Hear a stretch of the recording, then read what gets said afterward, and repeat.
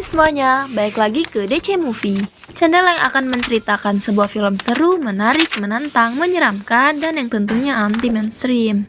Video kali ini akan menceritakan sebuah film Indonesia yang berjudul Primitif, merupakan terbitan Rapi Film di tahun 1978 yang disutradarai oleh Sisworo Gautama Putra. By the way, film ini adalah film pertama di Indonesia yang mengandung unsur utama kanibalisme, sehingga banyak menyebabkan kontroversi di Indonesia. Tidak hanya di Indonesia, film ini juga tayang di berbagai negara lain dan sukses di kalangan penggemar sinema horor dan eksploitasi. Film ini menceritakan tiga mahasiswa etnologi dan antropologi yang bernama Amri, Rika, dan juga Tommy.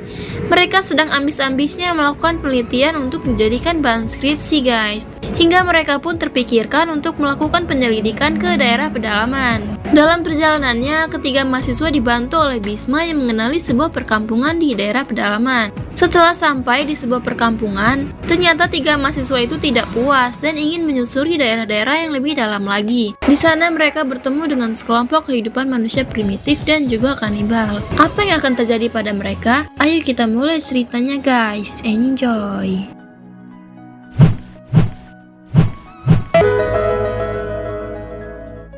Cerita dimulai saat tiga mahasiswa Amri, Rika, dan Tommy ditemani Bisma mengunjungi sebuah kampung di pedalaman. Mereka menggunakan perahu kayu menyeberangi sungai untuk menuju pulau tersebut. Berapa jam kemudian, sampailah mereka ini di daerah pedalaman tersebut, yaitu yang bernama Pulau Pengayan. Kepala suku pedalaman itu pun menyambut mereka dengan sangat baik. Dan pada malam harinya, suku Pengayan melakukan ritual sebagai tanda menyambut tamu yang datang. Ritual itu sangat-sangat aneh guys. Para suku Pengayan membuat tarian yang menakutkan bagi orang biasa seperti tiga mahasiswa itu. Kemudian acara selanjutnya yaitu para tamu pendatang atau mahasiswa diharuskan jalan melewati kolong kaki suku Pengayan. Dan juga mereka diharuskan minum darah yang sudah dibaca-bacain gitu guys sama si suku Pengayan. Dengan begitu, para mahasiswa dan Bisma telah resmi dinyatakan sebagai penduduk suku Pengayan mulai malam itu juga. Setelah acara selesai, dikirain mereka ini akan takut guys, tapi ternyata tidak sama sekali. Para mahasiswa itu malahan merasa kurang menantang dan berpikiran untuk menjelajahi suku pedalaman lebih dalam lagi. Sang penunjuk jalan, Bisma awalnya tidak setuju dengan ide para mahasiswa itu guys, karena Bisma tidak mengetahui keadaan pulau yang lebih dalam dari suku Pengayan. Namun Amri terus saja merayu Bisma dengan memberikan beberapa lembar uang. Akhirnya mereka pun berangkat menggunakan perahu kayu guys. Satu anggota lagi bernama Lahang yang merupakan warga dari suku pedalaman. Saat di perjalanan, tiba-tiba mereka melihat arus air berbalik, membuat mereka panik dan berusaha untuk membalikan perahunya juga. Di depan ternyata ada batu besar dan mereka tidak bisa menghindari batu itu guys, membuat perahu terpecah dan mereka pun tumbang. Mereka terbawa arus yang sangat kencang, terombang-ambing di dalam air sungai, hingga mereka pun terpisah satu sama lain. Amri bersama Rika berada di tempat yang sama dan juga disusul oleh Lahang. Sementara Tommy dan Bisma terus terbawa arus sungai yang kencang. Amri melihat ujung dari sungai itu guys, mereka pun mencari Amri dan Tony melalui hutan. Hutan itu seperti tidak pernah ada manusia yang mengunjungi sebelumnya.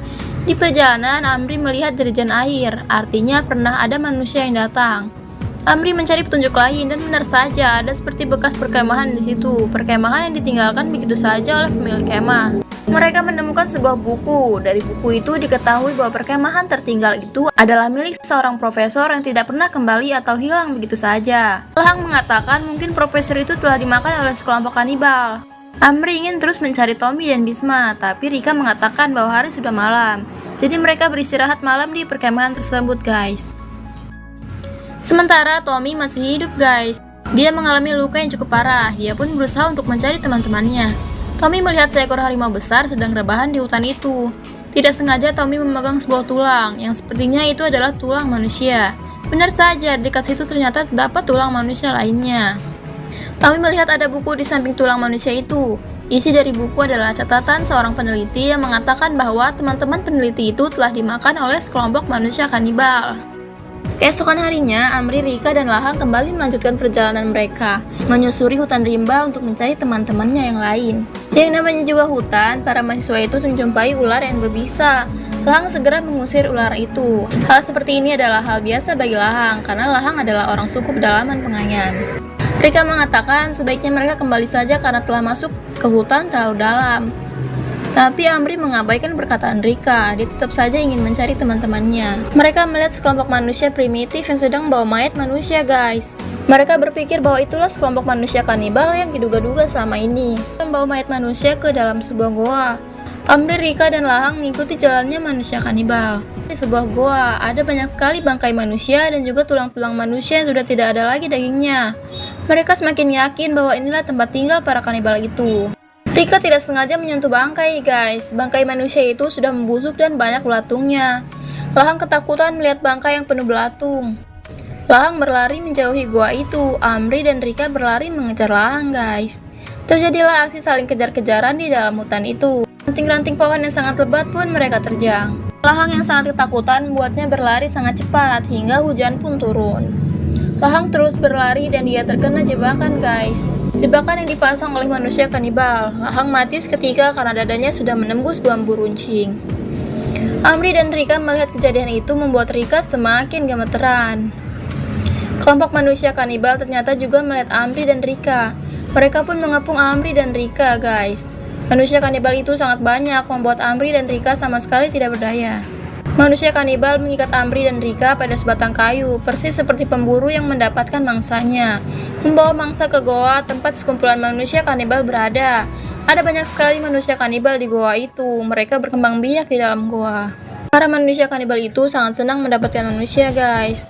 Mereka saling memperebutkan Amri dan Rika, mengambil apapun yang ada pada tubuh Amri dan mencoba untuk memakannya. Sepertinya manusia primitif pada saat itu hanya berpikir untuk makan. Manusia kanibal mencabik-cabik baju Amri. Para perempuan di sekelompok primitif sepertinya tertarik dengan kain. Mereka seperti menemukan hal yang baru, guys. Para manusia kanibal saling memperebutkan kain Amri yang dirobek-robek. Giliran Rika sekarang, para perempuan yang mengeksekusi Rika. Sepertinya manusia primitif itu sudah bisa membedakan laki-laki dan perempuan ya, guys. Sama seperti Amri, para manusia primitif itu merobek-robek baju Rika dan saling berebut kain robekannya. Tengah asik merobek-robek, tiba-tiba ada yang menghentikan mereka. Dia adalah ketua dari sekelompok manusia primitif itu, guys. Ketua itu mendatangi Rika, kemudian berpindah pandangannya ke Amri. Dia melihat Amri mempunyai badan yang kuat dan kekar. Ikat-ikat Amri pun dilepaskan. Lalu kemudian Amri ditunggangi oleh manusia primitif yang masih kecil. Sejenis main kuda-kudaan gitu, guys. Tidak mau kalah, anak gadis dari manusia primitif itu juga mau menunggangi Amri. Bahkan bapak-bapaknya pun ikut juga, guys. Amri sangat kelelahan, hingga akhirnya Amri pun tumbang. Sementara Bisma, dia juga masih hidup. Dia tertidur di antara pepohonan. Bisma mencoba untuk mencari jalan keluar dan sangat kehausan. Bisma berteriak dan memanggil-manggil Amri, Rika, dan juga Tommy. Di tempat lain, Tommy juga sedang mencari jalan keluar. Tommy melihat ke arah sungai. Pemandangan yang mengejutkan. Ada pertarungan antara buaya dan harimau di sungai itu, yang akhirnya membuat harimau mati dimakan buaya. Oke, kembali ke goa manusia kanibal. Amri yang sudah lemah dimasukkan ke dalam penjara dari kayu. Dalam penjara itu sudah ada orang utan yang menjadi mangsa manusia kanibal. Sementara Rika masih ada di atas batu dengan tangan terikat, guys. Manusia kanibal itu mendapatkan mangsa lagi, yaitu seekor ular besar. Mereka menyimpan ular itu di bawah sebuah batu. Rupanya hal itu mereka lakukan supaya bangkai ular besar memancing jenis binatang lainnya, kemudian menjadikan semua binatang itu sebagai makanan para manusia primitif kanibal. Manusia primitif itu juga ada yang mempunyai anak bayi, dan mereka juga tahu cara menyusui anaknya. Sedang sepi, seorang laki-laki primitif mendekati Rika yang tidak berdaya.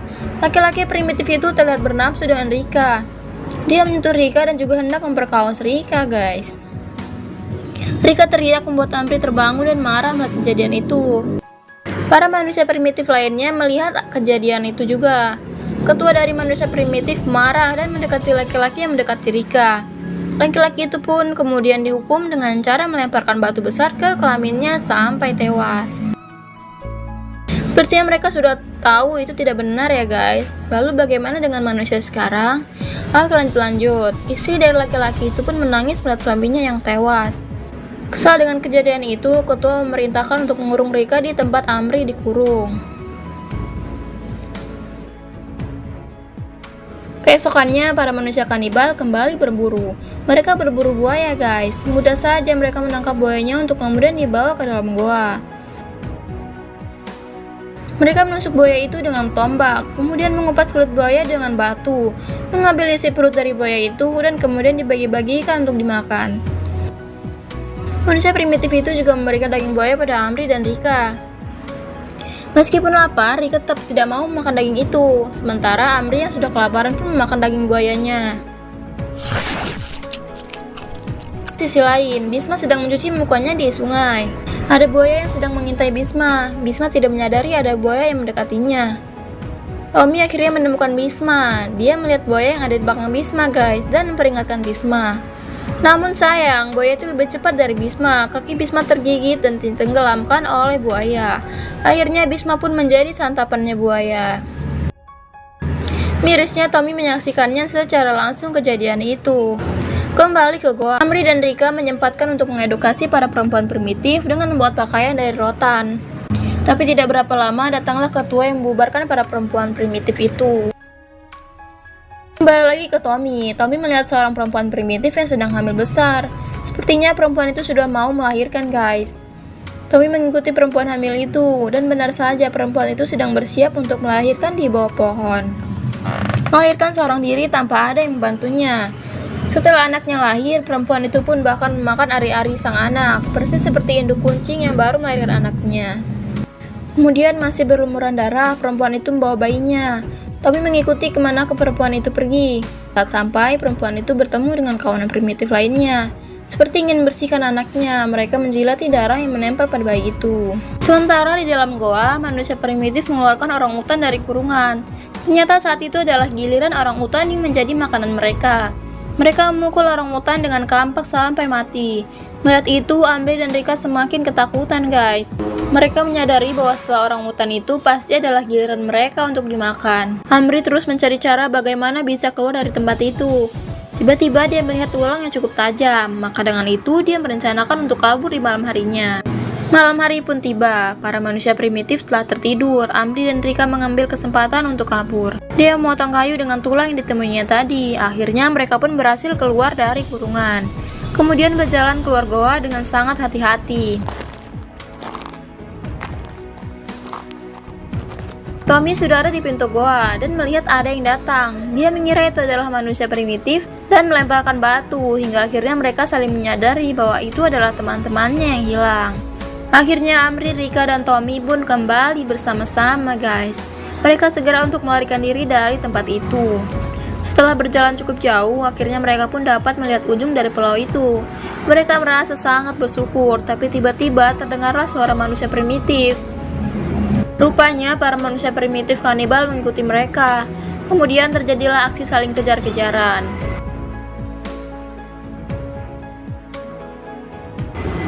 Hingga akhirnya Amri, Rika, dan Tommy terkepung oleh kawanan manusia primitif yang sangat banyak.